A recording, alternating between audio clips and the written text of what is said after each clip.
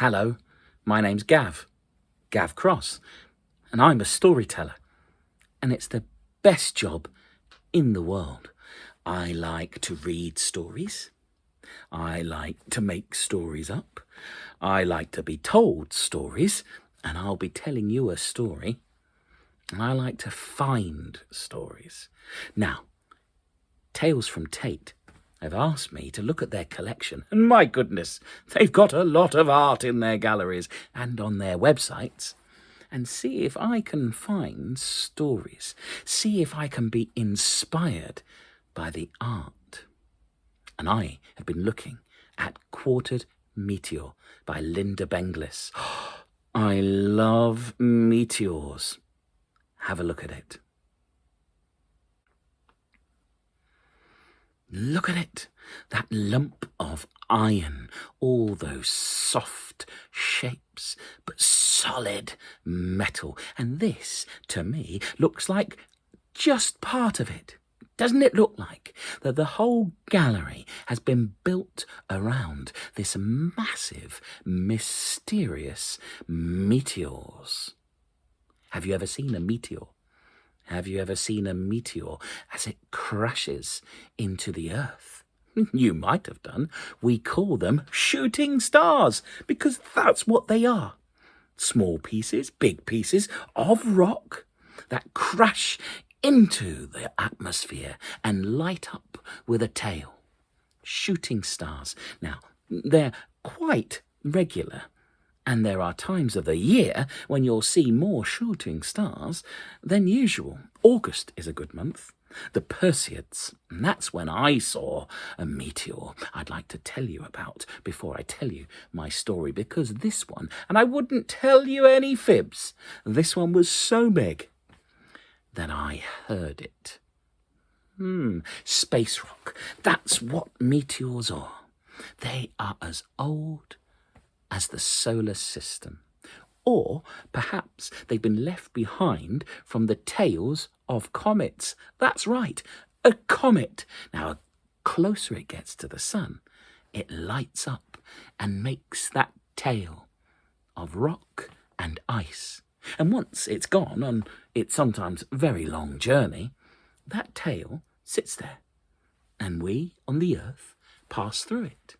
You can see them at different times of the years. The Geminids, the Draconids, the Aquarids, and in August, the Perseids. I was ready for it, prepared. I'd done some research. I knew which direction to sit, and I had a nice chair, and I had a clear sky, luckily, and I had some binoculars, and I had a blanket, just in case, and I had a flask of hot chocolate, essential, I would say, and I had been rewarded by many shooting stars. Beautiful they were, but after a while they were all of a similar size and shape. Shoo, shoo, shoo. But then this one arrived, and I tell you this, I heard it first. Shh. It covered most of the sky, and it was blue. It lit up blue. It was flying out towards the sea, and I reckon this meteor was big enough to make it to the planet, that it hadn't fully burned up. Once it does make it to the planet, we call those meteorites. This one would have made a mighty splash and disturbed the evening of a few sleeping fish. But you can find meteorites on the Earth, and people do. Maybe you have, maybe you will. You'll have to travel, you'll have to know what to look for, you'll have to do the research. You'll have to go to Antarctica, to the Arctic, to the tundra of Russia, to the sands of African deserts, to the salt plains in North America, and you'll find them. You'll learn how to recognize them. Some of them are small and glassy chondrites. Some of them, like Quartered Meteor, are iron and solid and magnetic even. The night of the meteor. I was ready. I was prepared, or so I thought. I was lying on my bed. Now, my bed's like a bunk bed, except that it doesn't have a bottom bunk. I'm on the top bit, and underneath there's my desk and some bookshelves and some toys, and it's where I sit and I can read and I can look at my pictures and posters on the wall. And on my wall, I've got pictures and posters of space. I love space. Sometimes, when I stay up late, and if I'm feeling brave, I turn my nightlight off. I close my door and I leave my curtains open. You see, from my top bed, looking out the window, I can see the stars.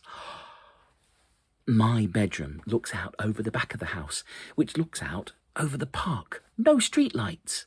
And if it's a clear night, no clouds. And if I'm lucky, I can see the beautiful stars. I've seen the moon, a big full moon. I've seen a half moon, like a Victoria sponge cut in half on a picnic blanket of stars.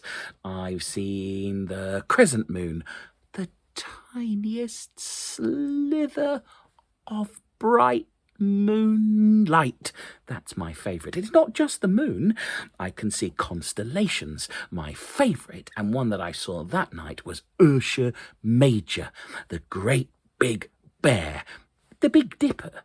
Have you seen that? Oh, it sits there. Now, I had done my research, and tonight was going to be a big night for shooting stars. I'd never seen a shooting star. Meteors. It was August, and I was lying there, and I'd seen a couple, and then it came.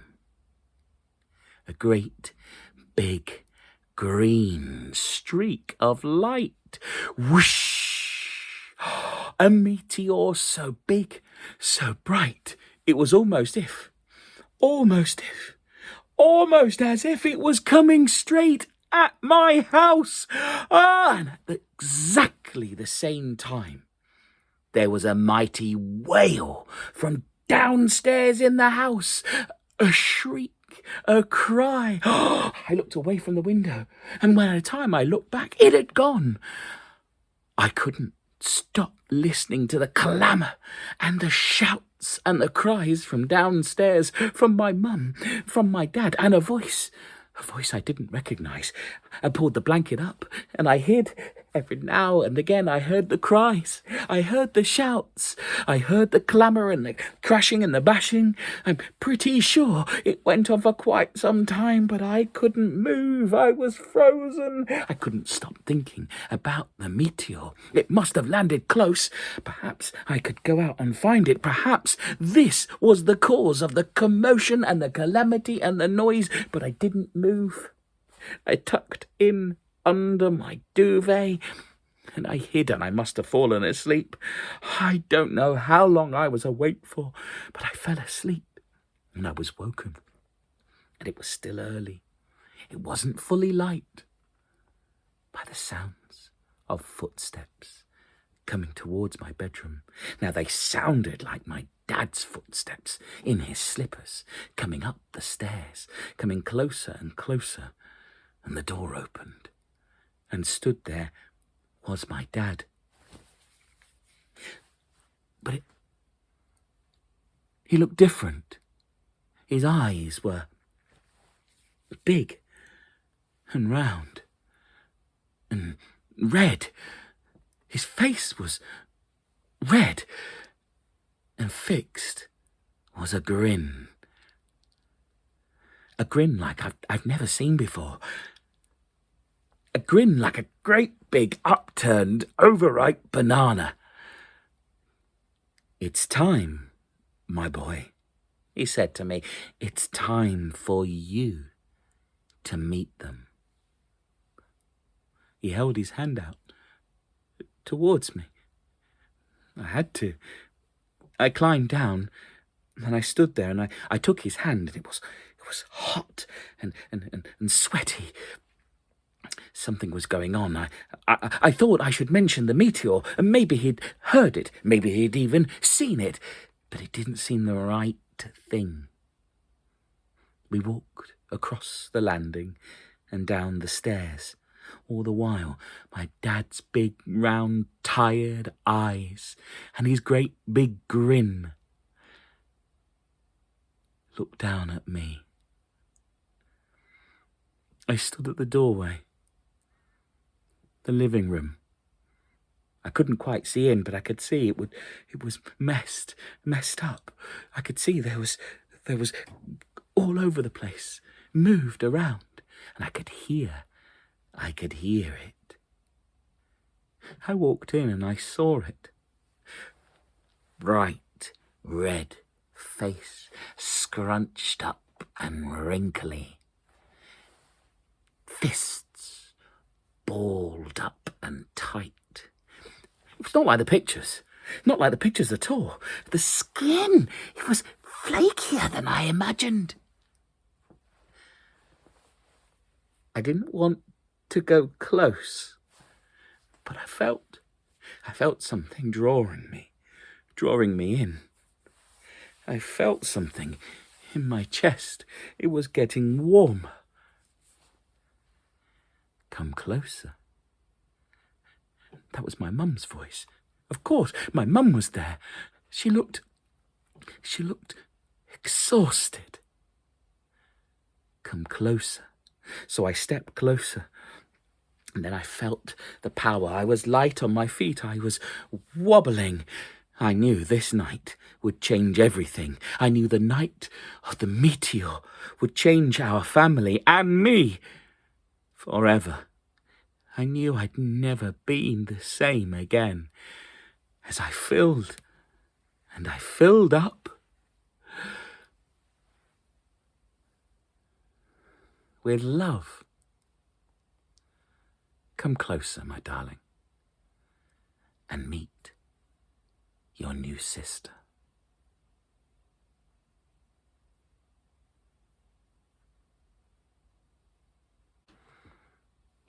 And there you go, The Night of the Meteor, inspired by Quartered Meteor by Lynda Benglis for Tales from the Tate. What stories does it inspire in you? I'd love to hear them. Send them. There's so many pieces of fantastic art in the Tate collection. Have a look. Go and visit, if you can, and see what it makes you think and feel.